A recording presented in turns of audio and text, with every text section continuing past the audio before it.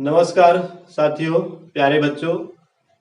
आज हम लोग क्लास 10th साइंस पढ़ेंगे। जैसा कि हमने अपने पहले वीडियो बताया था कि साइंस आपका 3 पार्ट में डिवाइड है, फिजिक्स, केमिस्ट्री और बायो। जिसमें से हमने आपका फिजिक्स शुरू कर दिया था पढ़ना।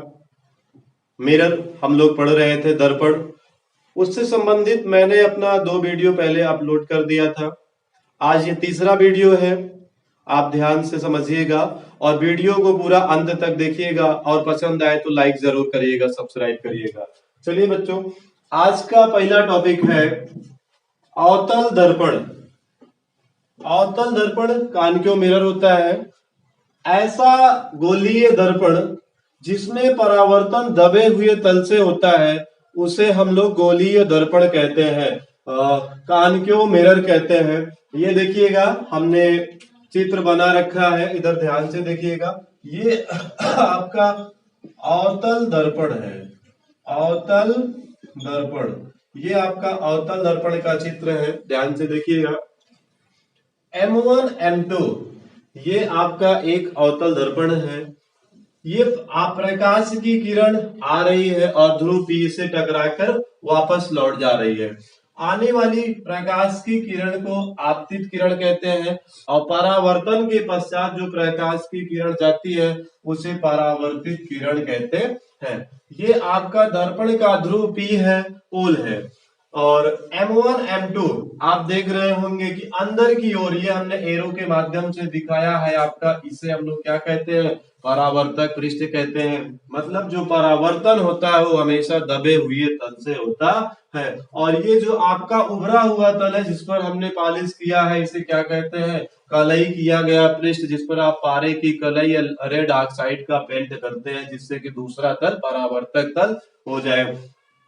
अब इधर देखिएगा, इधर आपका उत्तल दर्पण है।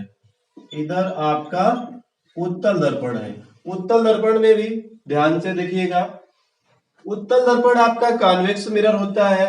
ऐसा गोलीय दर्पण जिसमें परावर्तन उभरे हुए तल से होता है, निकले हुए भाग से होता है, उसे हम लोग उत्तल दर्पण कॉन्वेक्स मिरर कहा करते हैं। ये देखिएगा, इधर मैंने आपका उत्तल दर्पण बना रखा है, ठीक है।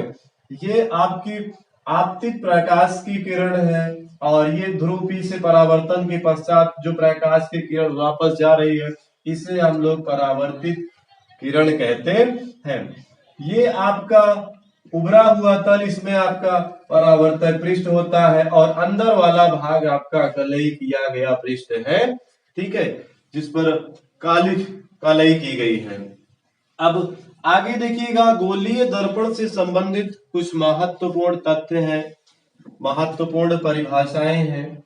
ध्यान से देखिएगा और समझिएगा। सबसे पहले नंबर 1, दर्पण का ध्रुव, पोल ऑफ मिरर। दर्पण का पोल किसे कहते हैं, ध्रुव किसे कहते हैं? ध्यान से देखिएगा और समझिएगा। तो दर्पण की परावर्तक पृष्ठ के मध्य बिंदु को, है ना, दर्पण के परावर्तक पृष्ठ के मध्य बिंदु को हम लोग क्या कहते हैं? दर्पण का ध्रुव पोल कहते हैं। इसे हम लोग P से प्रदर्शित करते हैं। तो दर्पण के ध्रुव को P से प्रदर्शित किया जाता है। देखिएगा, ये देखिएगा ध्यान से, ये आपका अवतल दर्पण है। कैसा दर्पण है? अवतल दर्पण। ये आपका अवतल दर्पण है। M1 M2 आपका एक अवतल दर्पण है जिसका मध्य बिंदु P है, इसे हम लोग ध्रुव P कहते हैं, पोल कहा करते हैं। इधर आप उत्तल दर्पण देखिएगा ध्यान से, उत्तल दर्पण, ठीक है। M1 M2 आपका एक उत्तल दर्पण है जिसका मध्य बिंदु आपका P है, इसे हम लोग दर्पण का ध्रुव P पोल कहा करते हैं। अब आगे ध्यान से देखिएगा, आपका अगला टॉपिक है वक्रता केंद्र। दूसरा है वक्रता केंद्र, सेंटर ऑफ कर्वेचर, ठीक है। वक्रता केंद्र क्या होता है? परावर्तक पृष्ठ जिस खोखले का काटा गया भाग होता है, ये जो आपका परावर्तक पृष्ठ या जो आपका गोलीय दर्पण होता है, जिस खोखले गोले का काटा गया भाग होता है, उस गोले के केंद्र को, सेंटर को हम लोग क्या कहते हैं? दर्पण का वक्रता केंद्र कहते हैं। इसे C से प्रदर्शित करते हैं। ये देखिएगा, एक गोला हमने बना रखा है और उसमें से हमने एक आपका अवतल दर्पण काट रखा है, अवतल दर्पण। तो ये देखिएगा ध्यान से, ये इस गोले का केंद्र है, सी आपका सेंटर है। इसे हम लोग, इस पॉइंट को हम लोग क्या कहते हैं, वक्रता केंद्र कहते हैं। इसे सी से प्रदर्शित करते हैं। जो आपका गोले का केंद्र सी है, वही आपका दर्पण का केंद्र भी होगा। इसे सी से प्रदर्शित किया जाता है। इधर आपका उत्तल दर्पण है। कौन सा दर्पण है? उत्तल दर्पण है।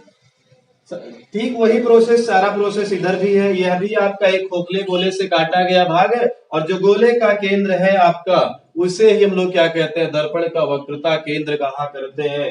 सी से इसे प्रदर्शित करते हैं।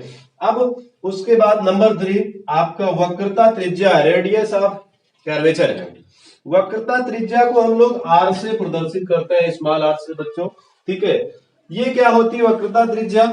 ये आपका देखिए, जो आपका ध्रुव होता है ना, ध्रुव पी पोल होता है, जो आपका ध्रुव पी पोल होता है, और वक्रता केंद्र सी जो होता है, इसके मध्य की दूरी जो होती है, इसके बीच की जो दूरी होती है, उसे हम लोग क्या कहते हैं? उसे हम लोग वक्रता त्रिज्या कहा करते हैं। क्या कहते हैं? मतलब पी और सी के बीच की दूरी को हम लोग वक्रता त्रिज्या, ठीक है, कहा करते हैं। इसे स्मॉल आर से प्रदर्शित करते हैं। अब अगला टॉपिक है आपका चौथा, मुख्य अक्ष, प्रिंसिपल एक्सिस। इसे हम लोग पी से प्रदर्शित करते हैं। तो आपका मुख्य अक्ष क्या होता है? ध्यान से देखिएगा, मैं बता रहा हूं डेफिनेशन, आप समझिएगा। देखिए, दर्पण के ध्रुव पी, दर्पण के ध्रुव पी और वक्रता केंद्र सी को मिलाने वाली रेखा को हम लोग क्या कहते हैं? मुख्य अक्ष कहते हैं। मतलब यहाँ पर पीसी आपका क्या है? पीसी आपका एक मुख्य अक्ष है, प्रिंसिपल एक्सिस है, और इसे हमेशा पी से प्रदर्शित करते हैं, मुख्य अक्ष को। अब अगला टॉपिक है आपका मुख्य फोकस, प्रिंसिपल फोकस। तो फोकस क्या होता है बच्चों? ध्यान से देखिएगा, दर्पण के मुख्य अक्ष के समांतर आने वाली प्रकाश की किरणें दर्पण से परावर्तन के पश्चात मुख्य अक्ष के जिस बिंदु पर मिलती है या मिलती हुई प्रतीत होती है, उसे हम लोग दर्पण का क्या कहते हैं? उसे हम लोग दर्पण का मुख्य फोकस कहते हैं। दर्पण के मुख्य अक्ष पर, मुख्य अक्ष के जिस बिंदु पर मिलती है या मिलती हुई प्रतीत होती है, उसे मुख्य फोकस कहते हैं। M1 M2, M1 M2 आपका एक ये आपका अवतल दर्पण है। कैसा दर्पण है? अवतल दर्पण है। ठीक है, अब देखिए, मुख्य अक्ष के समांतर आने वाली प्रकाश की किरणें दर्पण से टकराने के पश्चात कहां से होके जा रही हैं? एफ से होके जा रही है कि नहीं? तो इस पॉइंट को हम लोग क्या कहते हैं? मुख्य फोकस कहा करते हैं। और ठीक इसी प्रकार से देखिएगा, ये आपका अवतल दर्पण था, इधर हमने आपका उत्तल दर्पण बना रखा है। ठीक है, उत्तल दर्पण में आप देखिएगा, ये मुख्य अक्ष की समांतर आने वाली प्रकाश की किरणें दर्पण से परावर्तन के पश्चात, मतलब परावर्तित होकर मुख्य फोकस, ठीक है, सॉरी, फोकस से आती हुई प्रतीत हो रही है यहाँ पर। तो यानी ये कहा जाए तो अवतल दर्पण का जो आपका ये फोकस होता है, अब ये आपका वास्तविक फोकस होता है, और उत्तल दर्पण का जो आपका ये फोकस एफ होता है, ये आपका आभासी फोकस हुआ करता है। ध्यान से समझिएगा बच्चों। अब आज का लास्ट टॉपिक है, लास्ट पॉइंट है छठवा, फोकस दूरी, है ना, फोकल लेंथ। तो फोकस दूरी क्या होती है? देखिए, ये आपका ध्रुव जो होता है, ध्रुव पी और एफ, ध्रुव पी और एफ के बीच की जो दूरी होती है, इनके बीच का जो दूरी होता है, उसे हम लोग क्या कहते हैं? फोकस दूरी कहते हैं। इसे एफ से प्रदर्शित करते हैं। तो मैंने एक ही वीडियो में ज्यादा से ज्यादा टॉपिक कवर करने का प्रयास किया है, और निसंदेह अच्छी तरह से एक्सप्लेन किया है। फिर भी यदि कोई त्रुटि है तो आप हमें कमेंट करके जरूर बताएं, और वीडियो अच्छा लगे तो आप लाइक सब्सक्राइब चैनल को जरूर करें और शेयर करें।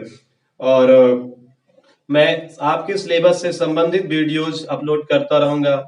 आप स्क्रीनशॉट ले लीजिए और अपनी एक सुंदर से नोट्स तैयार कर लीजिए। धन्यवाद।